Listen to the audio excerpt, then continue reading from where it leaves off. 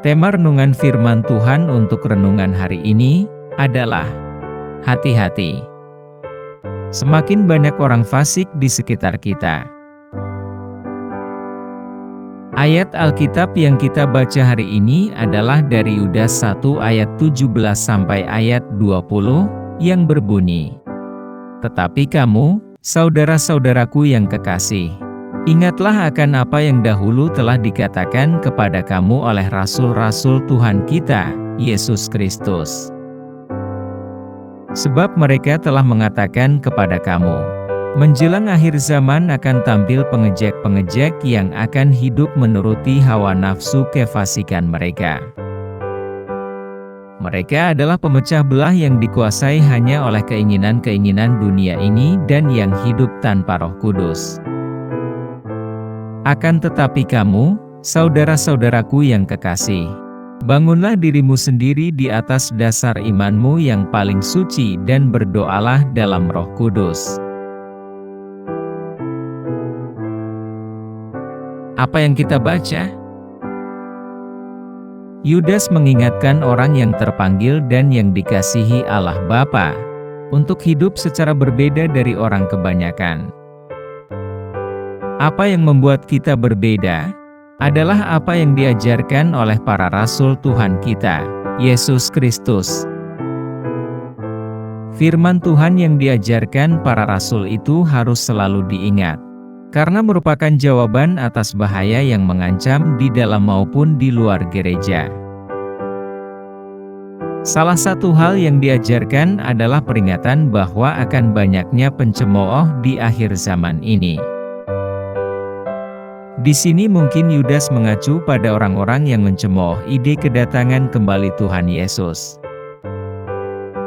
Selain itu, Yudas juga memperingatkan tentang bahayanya para pengejek ini, karena mereka dapat menularkan cara hidup individualistis dengan mengikuti nafsu kefasikan mereka kepada orang-orang Kristen terpilih. Pada dasarnya, para pengejek ini tidak menjalani kehidupan spiritual yang baik. Mereka cenderung dikendalikan oleh keinginan duniawi dan tidak peka terhadap Roh Kudus. Mereka yang mengolok-olok kedatangan Kristus, merasa lebih unggul dan memiliki naluri untuk memisahkan diri dan menghasilkan perpecahan di dalam jemaat. Rasa superioritas mereka membuat mereka hidup egois tanpa Roh Kudus. Gereja dan dunia saat ini sangat membutuhkan pria dan wanita yang benar-benar rohani. Secara signifikan, Yudas tidak menyuruh kita untuk menyerang orang-orang tertentu yang berbahaya bagi gereja. Sebaliknya, dia memberitahu kita untuk hanya fokus pada perjalanan kita dengan Tuhan, membantu orang lain yang dipengaruhi oleh orang-orang tertentu itu, untuk tetap fokus pada Tuhan.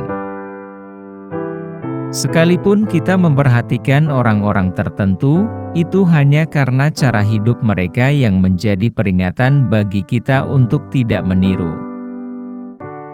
Kita harus yakin bahwa Tuhan akan memelihara kita. Yudas meminta orang-orang Kristen pilihan untuk mempertahankan diri mereka dalam kasih Tuhan, yaitu dengan membangun diri mereka dalam iman mereka yang paling suci.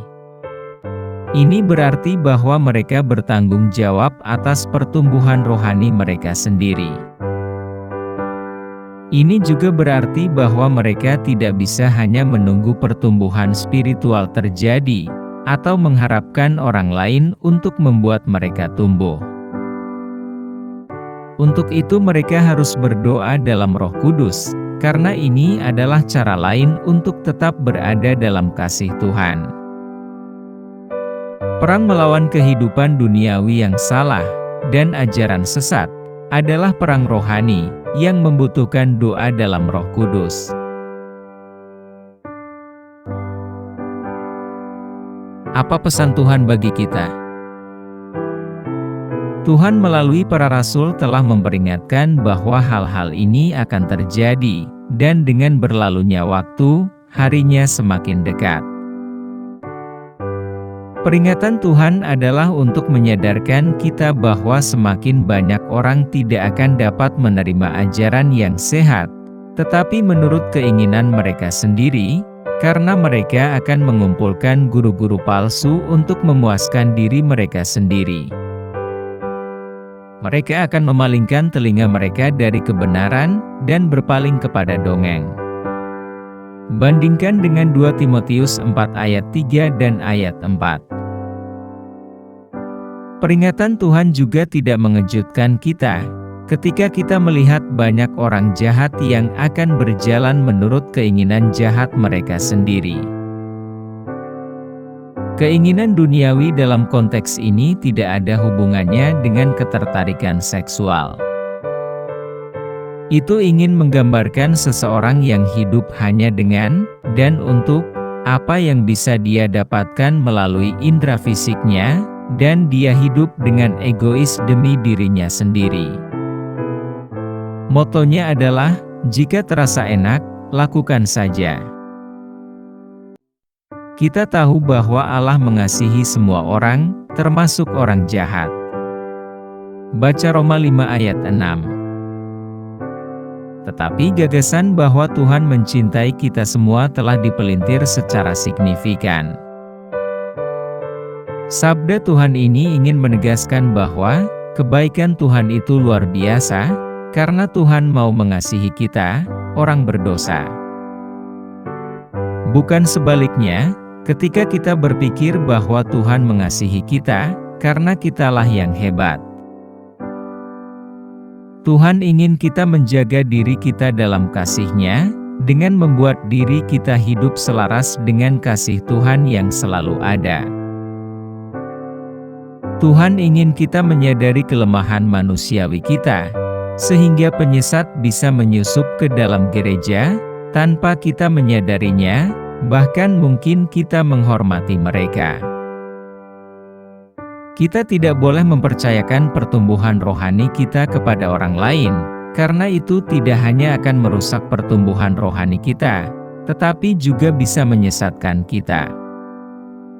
Sementara orang lain memang dapat membantu menyediakan lingkungan yang kondusif bagi pertumbuhan rohani kita, tidak ada seorang pun yang dapat membuat kita bertumbuh dalam hubungan kita dengan Tuhan. Tuhan ingin kita bertumbuh di atas dasar kebenaran, dengan tuntunan Roh Kudus.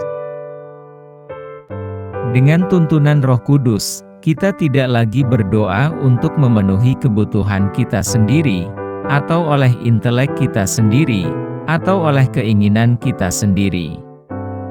Dengan pertolongan Roh Kudus, kita yang pada dasarnya tidak tahu apa yang harus didoakan, akan dimampukan berdoa, karena Roh sendiri yang akan berdoa syafaat bagi kita. Baca Roma 8 ayat 26. Roh Kudus dapat membantu kita berdoa dengan memberi kita kata-kata yang tepat untuk diucapkan ketika kita berdoa.